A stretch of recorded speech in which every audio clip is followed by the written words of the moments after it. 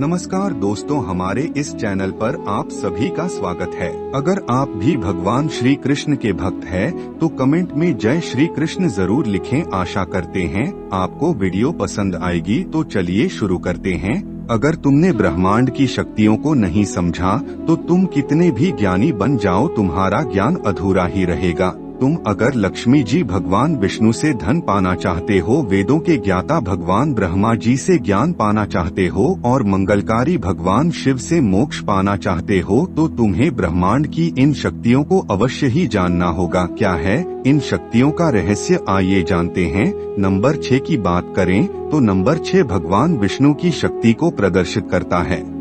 अब आप कहेंगे कि कैसे, तो नंबर 6 शुक्र ग्रह को प्रदर्शित करता है। और शुक्र ग्रह धन, संपत्ति, वैभव, ऐश्वर्य और माता लक्ष्मी से जुड़ा हुआ है। और माता लक्ष्मी भगवान विष्णु की पत्नी है और संसार का पालन पोषण करने के लिए धन संपत्ति जाने की लक्ष्मी की आवश्यकता होती है, चाहे फिर वह किसी भी रूप में हो, जैसे कि रुपया, पैसा, अन्य जल, विद्युत इत्यादि। अब आधे नंबर 9 की बात करें तो नंबर 9 स्वयं भगवान शिव का प्रतीक है। दोस्तों, हमारे परिवार का हिस्सा बनने के लिए चैनल को सब्सक्राइब जरूर कीजिए। अगर वीडियो पसंद आए तो एक लाइक जरूर कीजिएगा। लेकिन कैसे, तो नंबर 9 मंगल ग्रह की शक्ति को प्रदर्शित करता है। और शिव का अर्थ ही मंगलकारी, कल्याणकारी होता है। और माता मंगला गौरी भगवान शिव की पत्नी है, जिन्हें अन्य कई नामों से भी जाना जाता है। अब इस ब्रह्मांड को 2 तरह की शक्तियों चलाए मान रखती है। एक है मेल एनर्जी और दूसरी है फीमेल एनर्जी। और यंत्रों के निर्माण में मेल एनर्जी को ऊपर की और पॉइंट करते ट्रायंगल से दर्शाया जाता है और फीमेल एनर्जी को नीचे की ओर पॉइंट करते ट्रायंगल से दर्शाया जाता है। और हमारे सनातन हिंदू धर्म में ब्रह्मा, विष्णु और महेश को मेल एनर्जी के रूप में बताया जाता है और सरस्वती, लक्ष्मी और पार्वती को फीमेल एनर्जी के रूप में बताया जाता है। अब इन दोनों शक्तियों के मिलने पर कुछ ऐसा आकार बनता है जिनमें हर एक नीचे कोने बनते हैं, जिसका मूलांक 9 ही बनता है।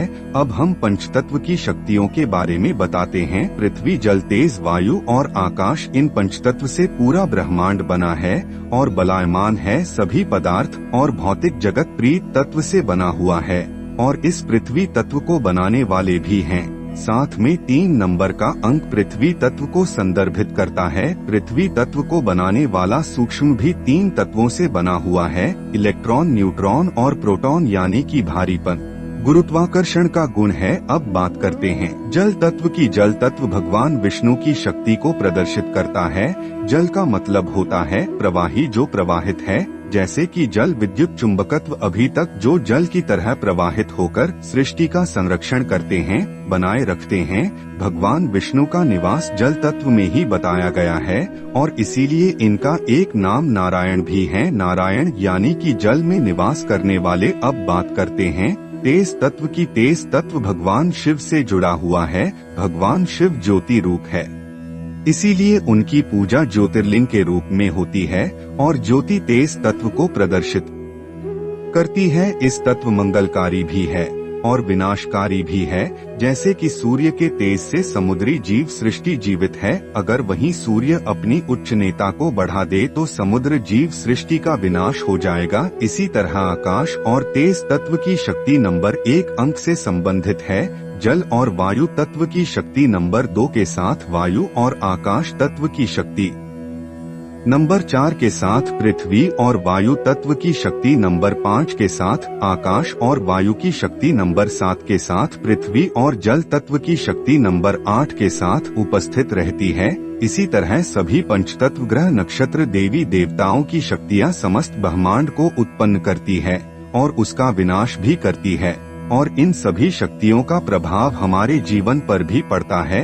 अगर आप इन शक्तियों के बारे में अधिक जानकारी प्राप्त करना चाहते हैं तो कमेंट पार्ट 2 की मांग करो, जिससे आपकी दरिद्रता दूर हो जाएगी। दोस्तों, आज का वीडियो कैसा लगा हमें कमेंट करके जरूर बताएं।